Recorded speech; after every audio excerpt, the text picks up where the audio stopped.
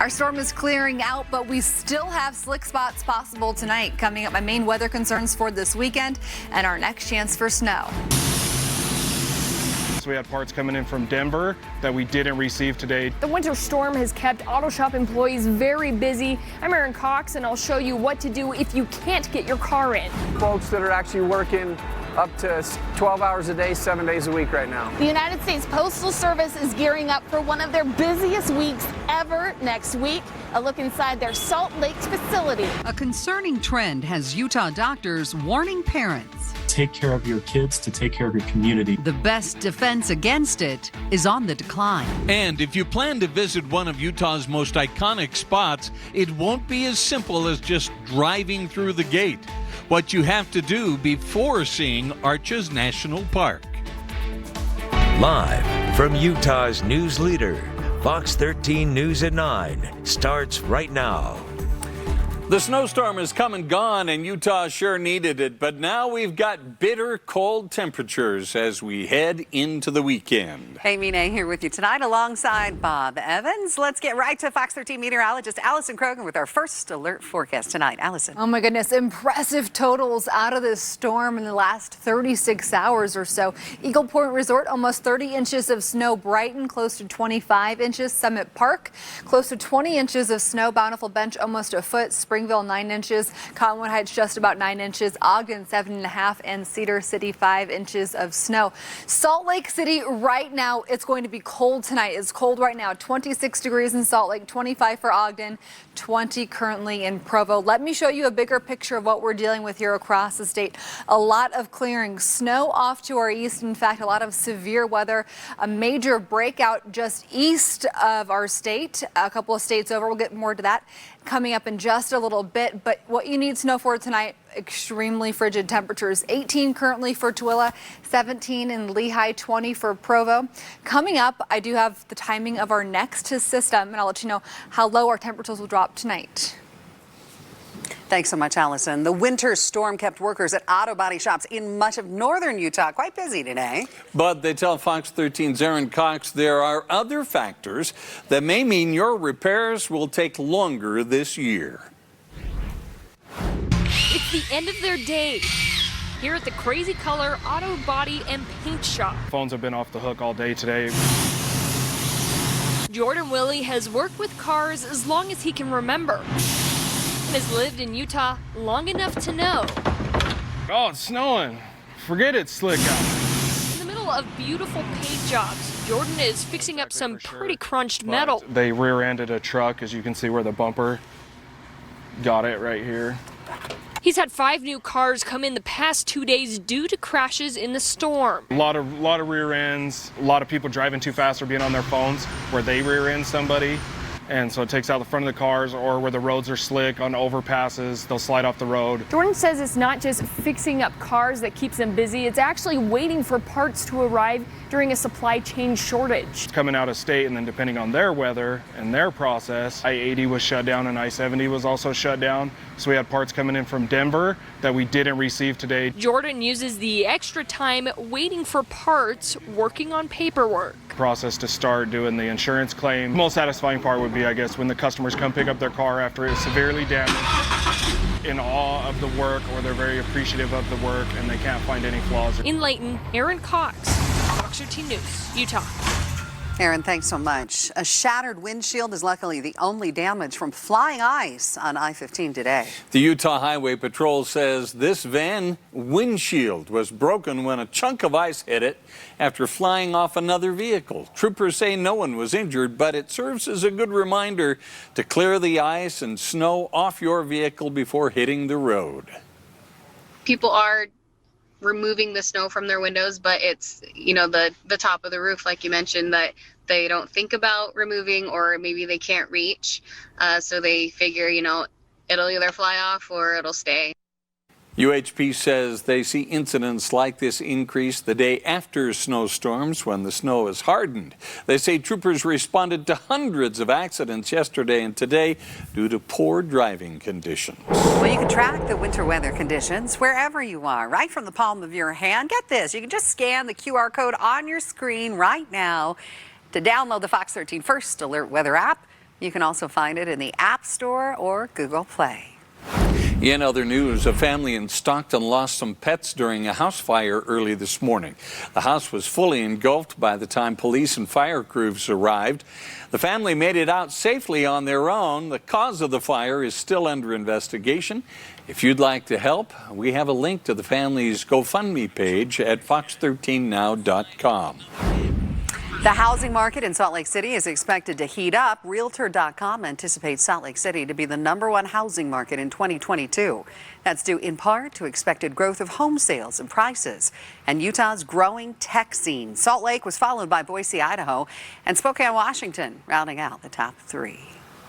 Well, next week is expected to be the busiest mailing week for the United States Postal Service as we count down to Christmas. Fox 13's Haley Higgins takes us behind the scenes at Salt Lake's Priority Mail Center.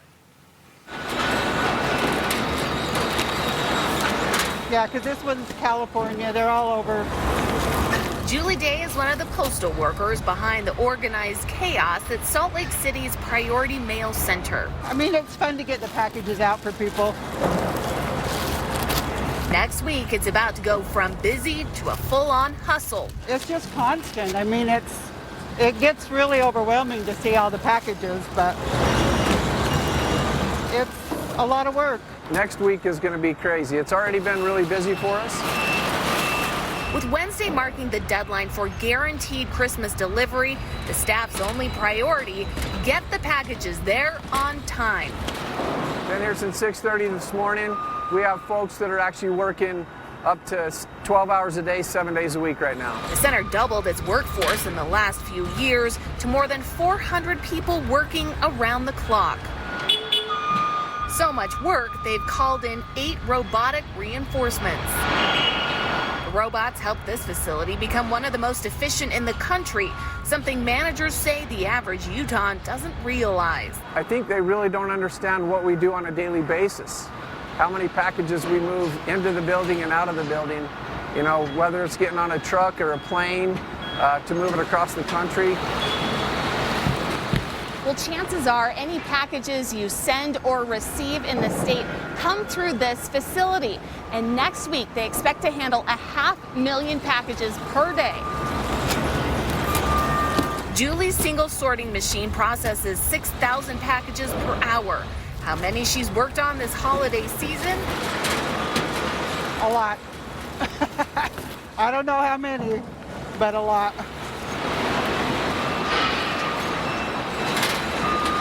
In Salt Lake City, Haley Higgins, Fox 13 News, Utah. Thank you, Haley. And here are some key holiday deadlines to keep in mind.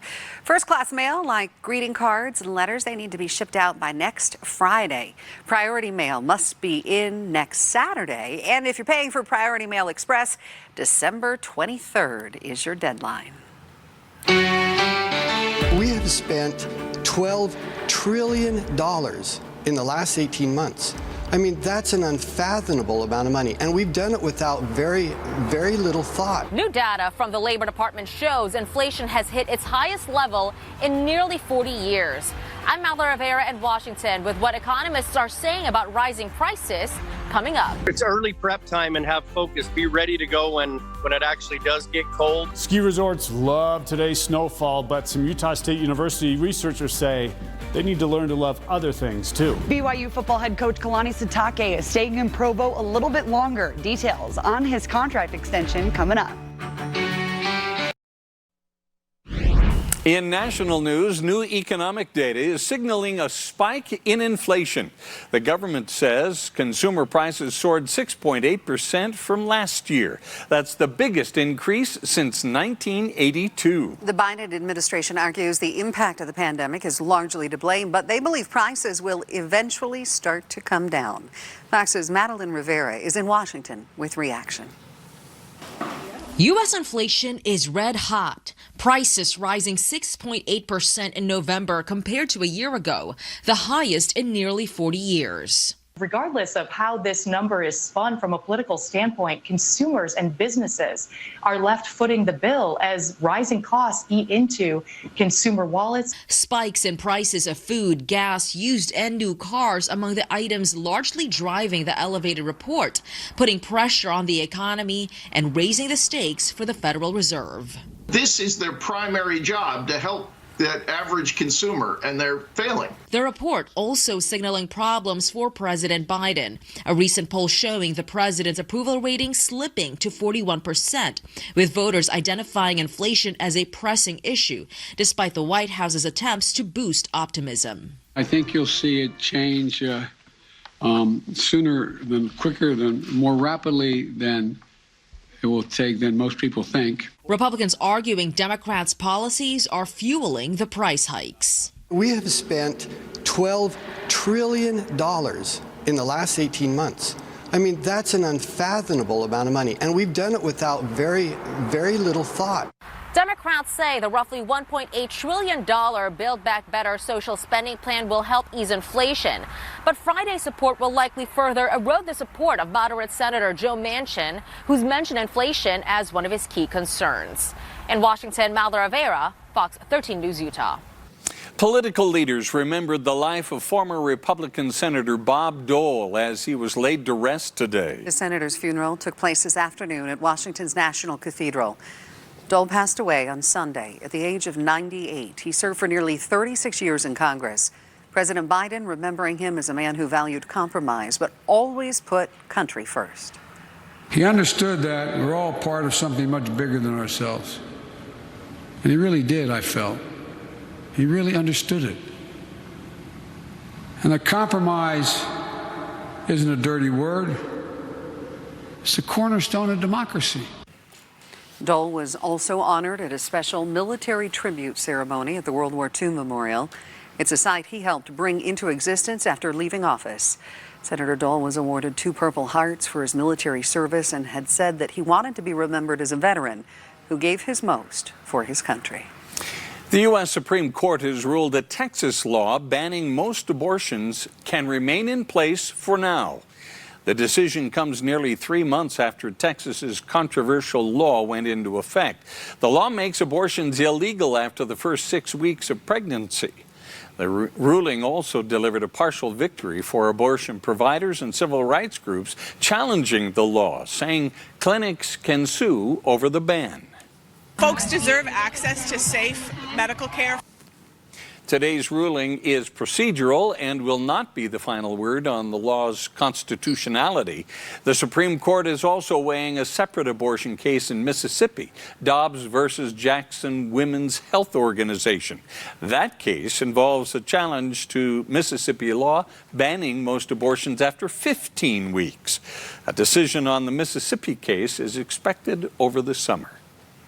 At this hour, more than 15 million people are facing the threat of life-threatening storms that can spawn tornadoes in the middle of the night. And parts of the Midwest are getting their share of snow as well as we head into the weekend. Jen Sullivan has the latest.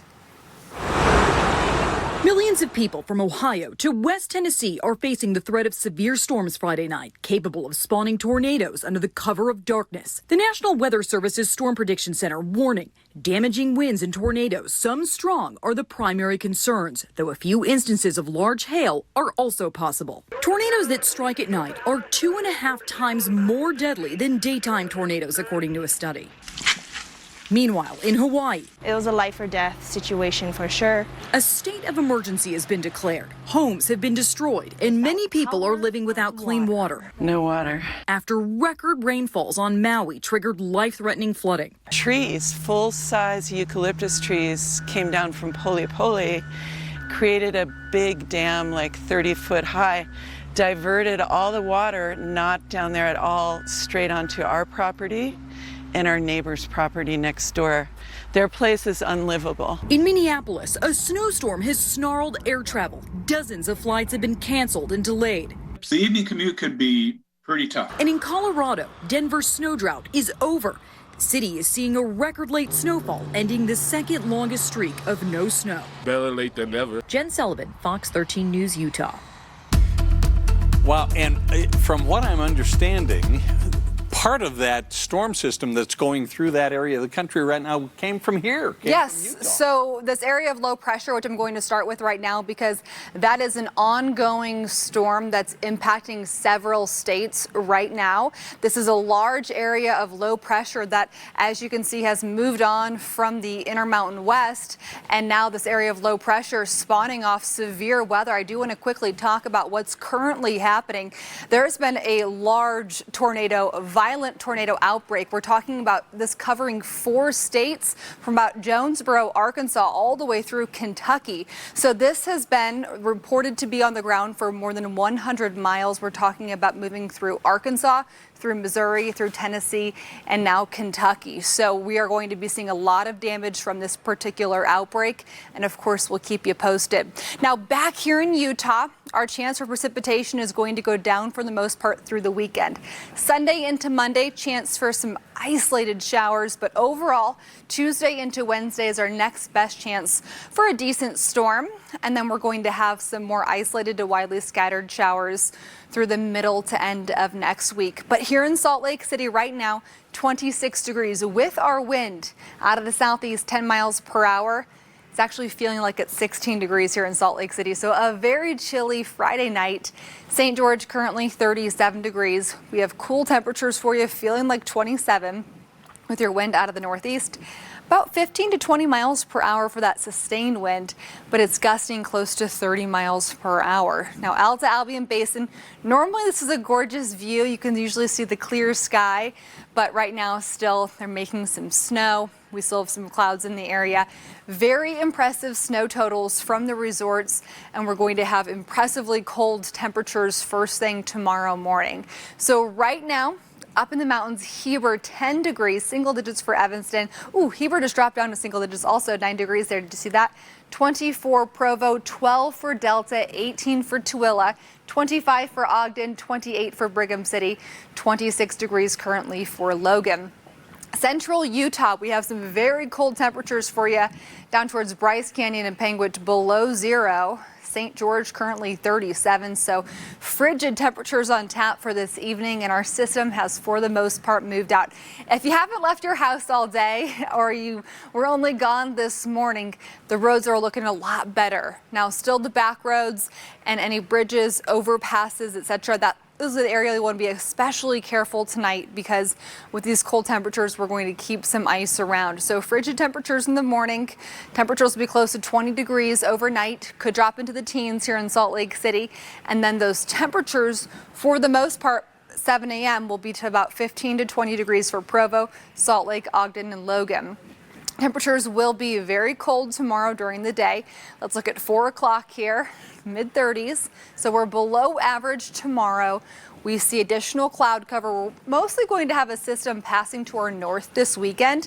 And because of that, we're going to stick with some wind. We'll have breezy conditions Saturday, Sunday, Monday, Tuesday. We'll see the storm passing Tuesday into Wednesday. Some more chances for precipitation later in the week also. St. George 47 tomorrow, 53 on Sunday, 56 on Monday, mid-50s Tuesday into the 40s by next Wednesday. Some more chances for rain for St. George on Tuesday. Salt Lake breezy through Monday with cloudy sky. Temperatures cooling drastically Tuesday into Wednesday. We'll talk more about additional chances for some more rain and snow coming up later in the hour. Thanks, Allison. Still ahead, despite all the attention on COVID-19, the flu is still a concern. Why doctors at Primary Children's Hospital are especially worried this year. Plus, a new development in the fight to stop mining in certain areas here in our state. Stay with us.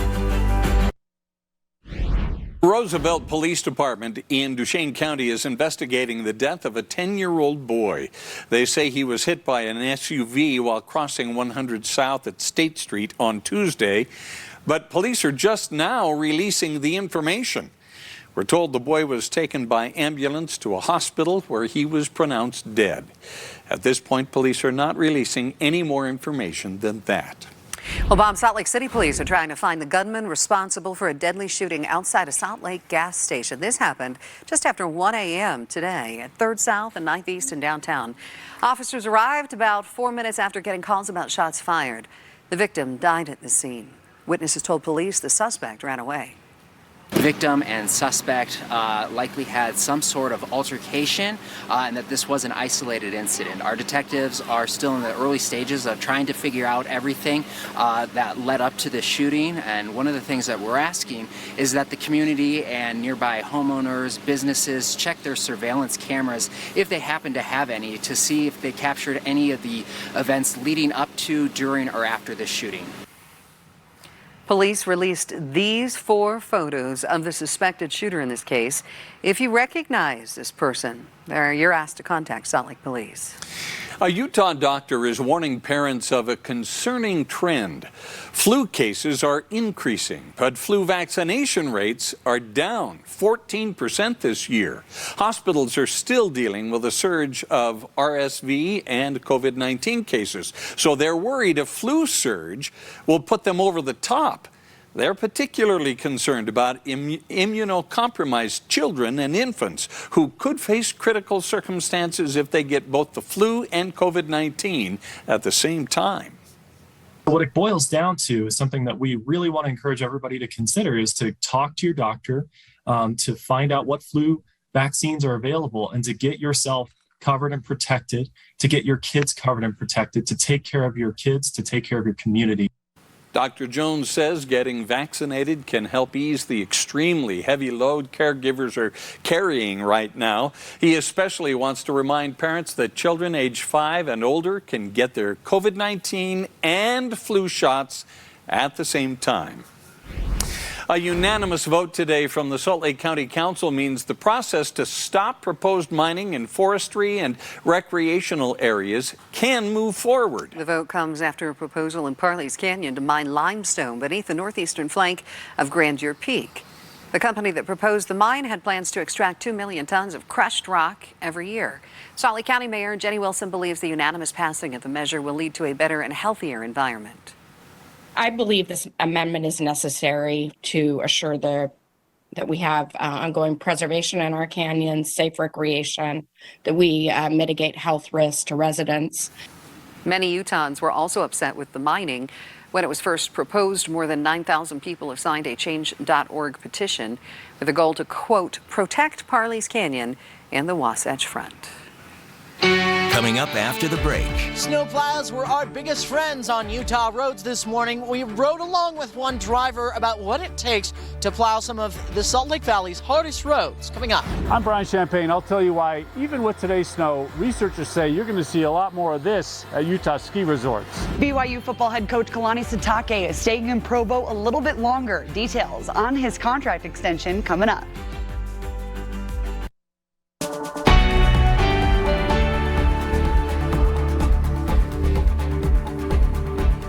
Welcome back. The roads have been pretty cleared up for most of the night after all that snow we saw for the last day and a half.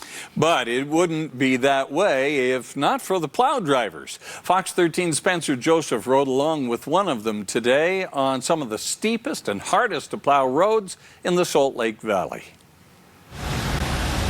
If you live in the Salt Lake Valley, your commute was probably less than ideal. But if it wasn't for these plow drivers, it could have been a lot worse. And if you live in the hills around Mill Creek Canyon, it's a whole different beast up here in the cove. You have Ryan Rivera to thank. Yeah, all morning long, and then that lake effect came in and really pounded us, and it doesn't even look like I plowed. Rivera's been at this since 2 o'clock this morning. But I had these rows black a couple hours ago. So what is that? It's probably about 5 inches, 6 inches. And in these conditions, he's extra cautious. Take it slow, that's the big thing. But as an experienced driver, it's all about efficiency, isn't it? These roads didn't stand a chance. It's helping people. I really like, helping people out. Just seeing the smile on their faces that, they're pretty happy and excited when we come by. These areas around the mouth of Mill Creek Canyon have been some of the toughest spots. And to make matters worse, it was trash day. You got all these vehicles in the way and the garbage cans. Some spots got a little tricky. This is kind of one of the roads that are really hard to get up. But if at first you don't succeed, go faster, floor it. If you don't make it, you gotta floor it. So remember, if you're on the road, here's some things to think about. just be courteous with the drivers, you know, be patient. Don't park on both sides of the road in the same area, at least. You gotta park on the road, park on the same side of the road. And don't be this guy. Here's one of your famous snow blowers, blowing it back out in the road. So for Rivera and the dozens of other drivers, on this first winter storm, it's their mission to make your day a little better. You sit here and do this day in and day out. It's just something that you got in the blood, you know, and you can't stop. You gotta get it done. Another thing Rivera saw early this morning was a lot of cars stuck in the snow on those steep roads. He wants to reiterate to people, if his snowplow can't make it up, then your vehicle probably can't either. So make sure you are as careful as possible, especially the steeper the road is. In Mill Creek, Spencer Joseph, Fox 13 News, Utah. Well, our recent snow has been great for Utah ski resorts, but Utah State University researchers say the snow is coming later and, well, things are getting warmer. Fox 13's Brian Champagne talked to one who said the resorts are already changing their operations in response.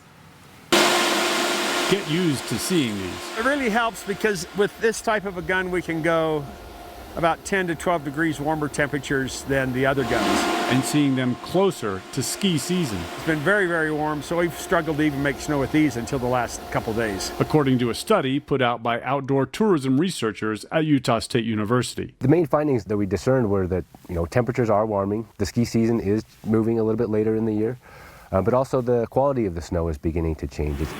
This is not news to the resorts. Without Mother Nature's help, you have to get creative for sure. That's Cherry Peak's Dustin Hansen strategizing during one last day in Florida. It's early prep time and have focus. Be ready to go when it actually does get cold. So how can Utah ski resorts survive with less snow? Well, thanks to rooms like this, quite nicely. We're in the Cherry Peak Grand Room, third story of the lodge. We use this for a lot of weddings, corporate events, church parties, ski parties. And Smith found out they're using the slopes for more than skiing. A lot of the resorts have beginning to put significant investments into mountain biking, marketing, trail development, changing a lot of their focus from just the winter operations to operations that are recreational activities that can be offered 12 months out of the year. At Cherry Peak, they had to move some summer concerts off the mountain for fire danger, but they're riding the weather out. I'm not sure that I buy into long-term climate change, but I'm old enough to have seen the climate change up and down my entire life.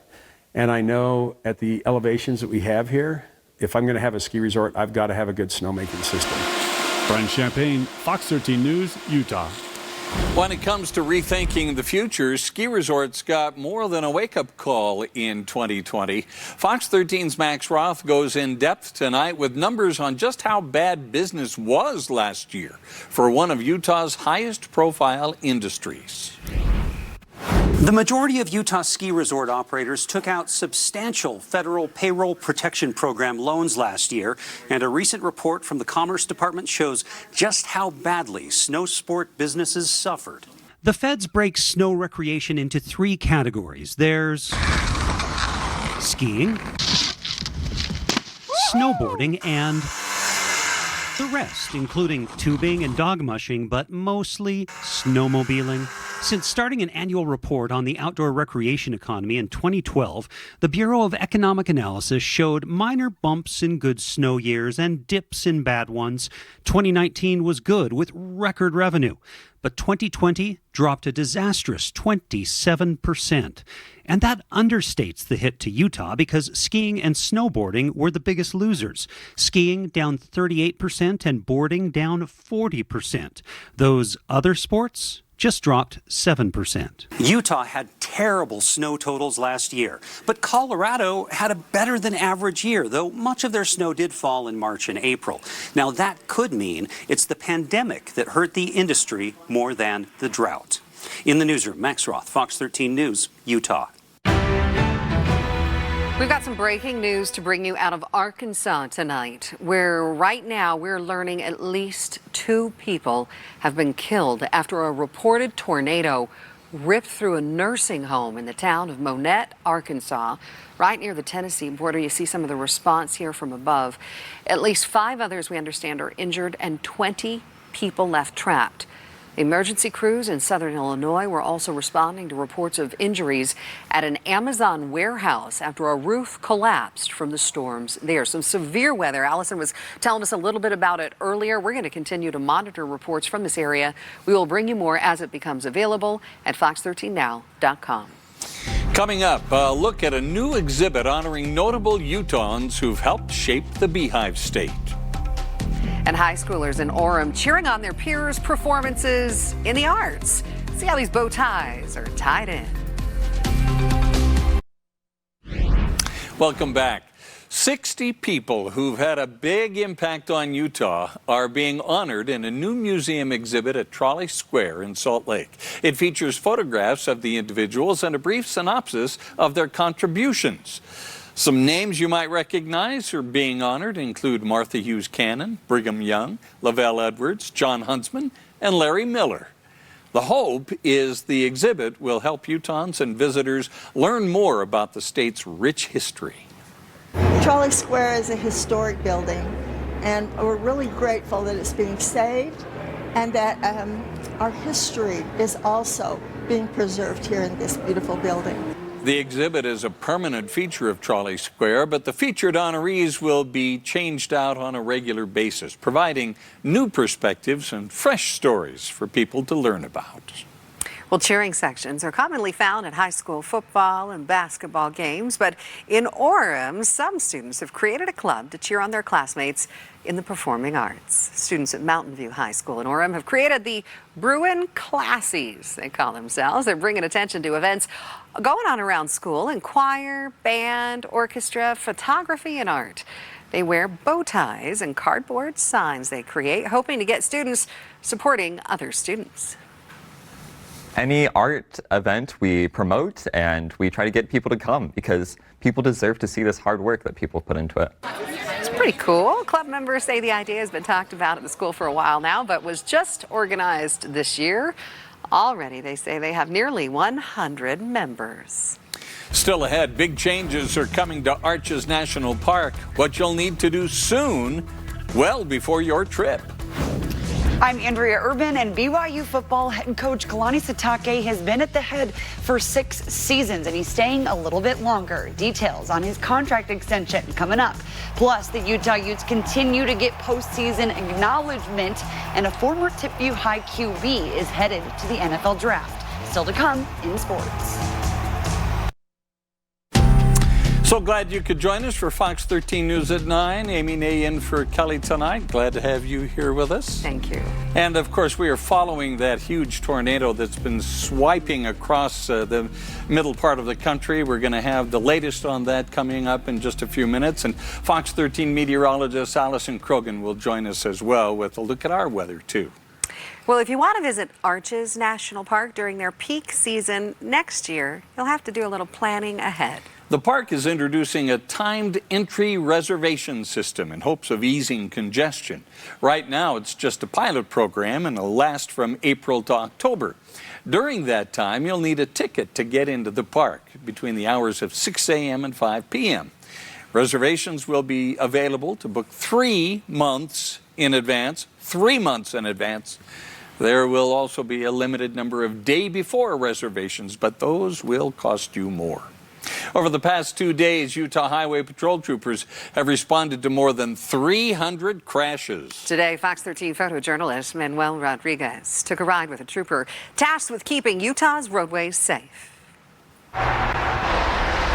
The band of snow this morning was going kind of southeast and kind of hitting towards Cottonwood Heights, so the whole valley was kind of a mess, and now it's moved over into Davis County. Salt Lake 41, I'll be handling this white Toyota 4Runner into the wall. I hate to say it, but we kind of have a saying on the Highway Patrol, it's not a matter of if, but when. Doing all right? Yeah. What'd this guy do? Just going too fast? 7-9 Alpha to response 3300 South 515 northbound. You know, this is the first storm of the year, and it's really kind of frustrating. A lot of us have lived here for a really long time, but we tend to forget how to drive on slick and snow-covered roads and just in inclement weather, period. Right now our problem areas are on 215 west and then kind of near the point of the mountain and going too fast, probably lost control. That's really what's dangerous, and that's really, I mean, these guys are heroes. They're out on the side of the road risking their lives to help somebody that's made a poor decision while driving behind the wheel. That's concerning for us mainly because most of these are preventable. If you slow down, if you increase your following distance, if you pay attention to the road, your likelihood of getting in a crash is not significant. We want to get back to the breaking news we've been telling you about tonight. Just moments ago, we got this picture in. It is severe weather in Arkansas, and there is the tornado, at least a still picture of it. This is coming to us from Bay, Arkansas, which is about 30 minutes or so southwest of Monette, where we had the tornado killed at least 2 people in a nursing home there and injured 5 others. There are also reports of people trapped in an Amazon warehouse that has gotten hit as well. This has been a real mess for that part of the country, Amy, and I'll tell you, Allison, we are very fortunate that we're only dealing with cold temperatures at this point and slick roads. That's right. And so that picture of the tornado, I think there's going to be more to come. It's just so hard to get a good view of tornadoes at night. And the pictures and the videos that we're starting to see of the damage and larger swaths of that tornado, it's going to be a lot more intense than that. This is an outbreak that I think will be for the history books here in our country, unfortunately. So this quad state tornado that we're tracking, a couple of things. The Amazon collapse of that warehouse is in Edwardsville, Illinois. And then what we're seeing, we saw the deaths at the nursing home in Arkansas. I think that's probably just the beginning of what we're going to see of reported deaths and injuries as that nursing home collapsed. The damage that I'm seeing so far on social media, a remnant of what I have seen in tornadoes similar to an EF5. So we are tracking this large tornado likely on the ground for maybe more than 100 miles, maybe close to 200 miles. Now we'll have to wait for official surveys to come in from the Storm Prediction Center, from the National Weather Service as they're getting out and surveying this. But as of right now, the highest priority is tornado is still moving through Kentucky. And also what we're going to be seeing with this also is just surveying. Right now, the main thing is they're trying to make sure people are safe and not trapped and that they're getting help that they need. So we're going to keep our eye on that for you. Back here at home, 26 degrees. We had our storm that brought a lot of snowfall today. Cold temperatures in the wake tonight here across Utah. Right now, what it feels like, teens for Provo, Salt Lake, Ogden, Logan. Below 0 for Evanston, below 0 for Bryce, 2 degrees, I was saying single digits, and below 0 for Delta. So Milford, 2 degrees, Cedar City, 11, and St. George in the 20s right now. When you wake up tomorrow morning, it's going to be frigid, close to 20 degrees here in Salt Lake, feeling like it's in the teens, if not making it all the way into the teens. Few flurries remain, but overall we are a lot drier, and the primary concern here across Utah, obviously nothing pales into comparison to what we're seeing out right now in the southeastern portion of our country. But overnight temps will be cold. This is absolutely something that we'll want to keep our eye on. Make sure we're staying safe with these cold temperatures tonight. Teens and 20s for those overnight temps. Tomorrow afternoon, close to 30 to 40 for Ogden, Salt Lake, Provo. 33 for Logan at 3 o'clock tomorrow. Now let me show you futurecast because we're going to have breezy conditions this weekend. Saturday through Sunday, there's mostly going to be a storm to our north and west. I wouldn't be surprised if we don't see a few flurries out of that, but our next best chance for valley rain is Tuesday, turning to chance for even valley snowfall into Wednesday. So for St. George, 47 degrees tomorrow, 53 on Sunday, mild to start the week. Bob was saying Monday would be a good day to do some golfing in St. George. Tuesday, chance for rain. 40s return by next Wednesday for St. George. We also warm up into the 40s. We have cloudy and breezy conditions into Monday. Chance for rain and snow into Tuesday, Wednesday, and potentially even into Thursday of next week.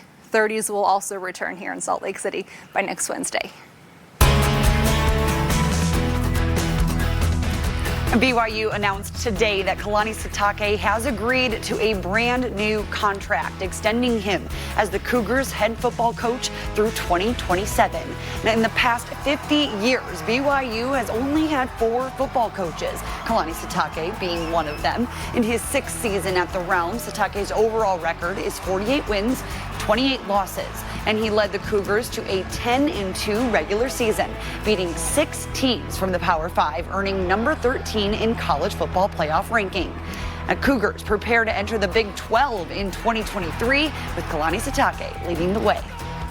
Moving one more year in independent football schedule, and then into the Big 12. And there's no one else on the planet that we'd rather do it with than Coach Kalani Sitake. I just want to express my appreciation and gratitude for the opportunity that I have to be head coach here at BYU football. I'm just going to tell BYU fans I'm so happy and appreciate all the support that we have received from Cougar Nation. We have an opportunity now going into the Big 12 where we can get our brand going even stronger. So thank you so much, and looking forward to this. Let's get this thing rolling. Utah wide receiver and returner Britton Covey will forego his final year of eligibility and declare for the 2022 NFL Draft. Covey's career began as a quarterback at Tipview High, and then he appeared in 12 games for the Utes as a true freshman kick returner. Covey is Utah's all-time leading career punt return yards, and he played in 2018, redshirted in 2019 due to injury, playing again in 2020 and earning yet another year of eligibility for 2021, where now the Rose Bowl will be his last game as a Ute. Talk about a player who embodies being a Utah man.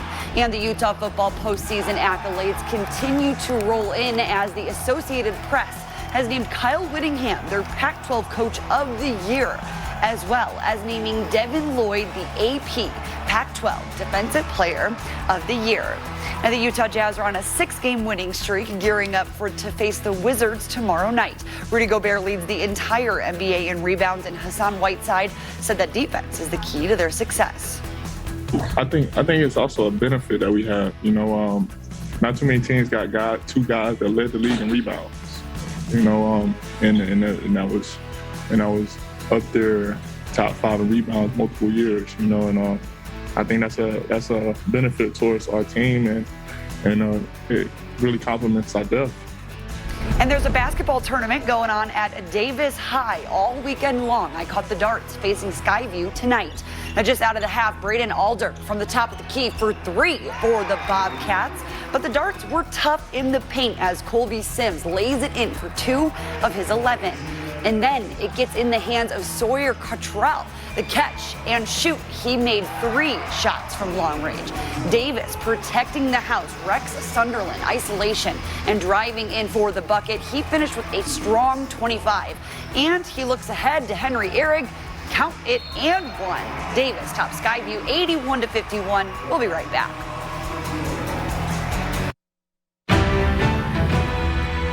Some more breaking news to bring you tonight. These are live pictures from the scene in Sandy, where police are investigating a homicide.